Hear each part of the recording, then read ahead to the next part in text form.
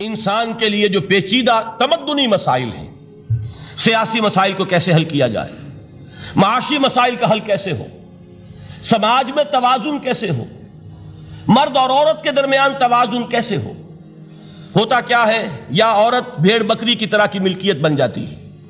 ہمارے ہاں اردو میں جو اس کا محاورہ ہے کہ جوتی کی نوک، یہ اس کی حیثیت ہو جائے گی، یا دوسری طرف عورت کلوپیٹرا بن کر قوموں کی قسمتوں سے کھیلے گی۔ دنیا میں یہ دو انتہائیں ہوئی ہیں، کہاں نقطہ عدل کہاں ہے، کیسے بیلنس جو ہے اسٹرائک کیا جائے، مردوں کے حقوق اور فرائض اور خواتین کے حقوق اور فرائض، اس میں صحیح ترین ایکویشن ہے کیا؟ اسی طریقے سے فرد اور اجتماع، فرد اور ریاست، یا تو یہ کہ انسان کی انفرادی آزادی اتنی جا رہی ہے، مادر پدر آزاد، جس کا مظہر یہ ہے کہ آج انگلستان میں دو مرد بھی میاں اور بیوی کی حیثیت سے رہ سکتے ہیں، قانون تسلیم کرے گا ہسبینڈ اینڈ وائف، ان کو وہی حقوق حاصل ہوں، یہ ہے وہ آزادی۔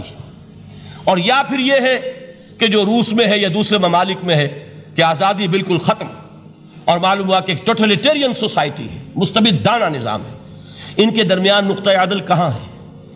اسی طرح سرمایہ اور محنت، اگر ذرا سا سرمایہ کو چھوٹ ملتی ہے، وہ مزدور کا خون چوستا ہے اور اس کا حق اس کو نہیں دیتا۔ اقبال نے بہت خوبصورت انداز میں کہا ہے کہ خواجہ از خون رگے مزدور سازد لال ناب، از جفائے دہ خدایاں کشت دہ کا نا خراب، انقلاب انقلاب انقلاب۔ ایک طرف سرمایہ دار ہے جو مزدور کی رگوں میں سے خون نچوڑ کر سرخ شراب کا پیمانہ لے کر بیٹھا ہوا ہے، وہ در حقیقت مزدور کا خون ہے جو پی رہا ہے۔ ایک طرف وہ زمیندار اور جاگیردار ہے جو کاشتکار کا خون جو ہے چوس رہا ہے۔ تو یہ انتہا ہے، اور یا یہ ہے کہ اگر ذرا آپ مزدور کو یا اس کارکن کو تھوڑا تحفظ دیجئے تو وہ کام نہیں کرتا۔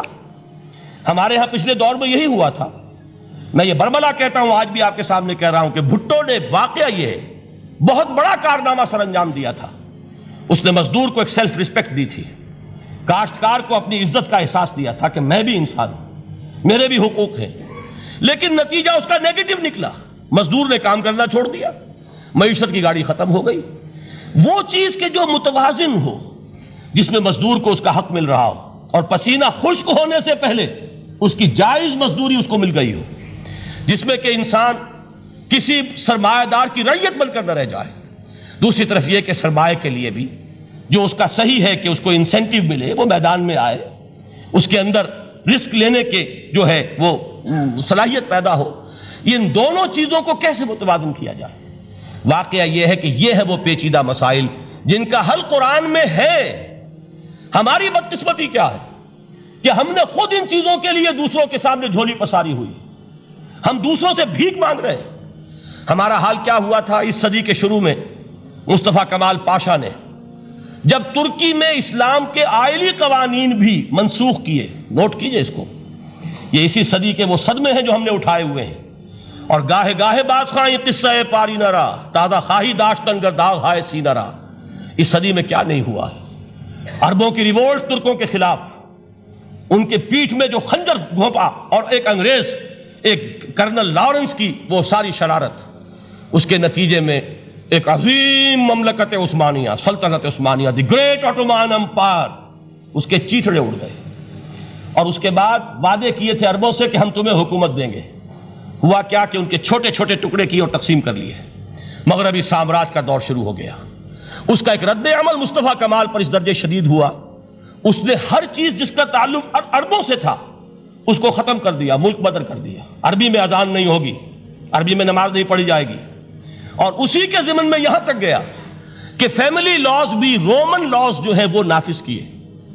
تو یورپ کے اخبارات نے اس وقت یہ طنز کیا تھا مسلمانوں پر، یہ مسلمان عجیب قوم ہے، کہتے یہ ہے کہ ہمارے پاس دنیا کا بہترین ضابطہ ہے، بہترین قانون ہے، ہمارے قانون سے بہتر کسی کا قانون نہیں۔ اور حال یہ ہے کہ فیملی لاز کے لیے بھی یہ ہم سے بھیک مانگ رہے ہیں، ہم سے وہ قوانین لے کر اپنے ہاں نافذ کر رہے ہیں۔ آج بدقسمتی سے اکثر و بیشتر مسلمان ممالک کا حال یہی ہے۔ آج ہم ان سے بھیک مانگ رہے ہیں، کہیں جمہوریت کی بھیک ہے، کہیں سوشلزم کی بھیک ہے، کہیں کسی اور سماجی نظام کی بھیک ہے، کہیں مرد اور عورت کی کامل مساوات کا ایک نظریہ ہے، شانہ بشانہ چلنے والا فلسفہ ہے، جو خالص مغرب کی تہذیب کی ایک بھیک ہے جو مانگی جا رہی ہے۔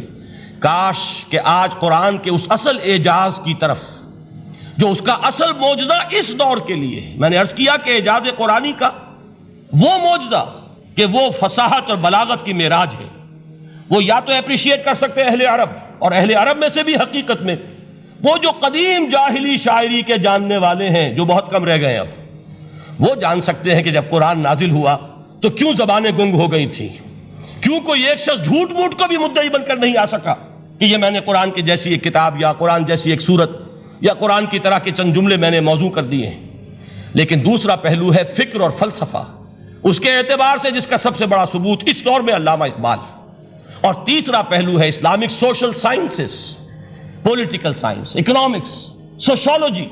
اس میں جو کچھ قرآن نے دیا ہے، جو آج بھی انسان کی رہنمائی کے لیے بہترین نظام ہے، اس نظام کو ہم سمجھے، اسے دنیا کے سامنے پیش کریں، تب در حقیقت قرآن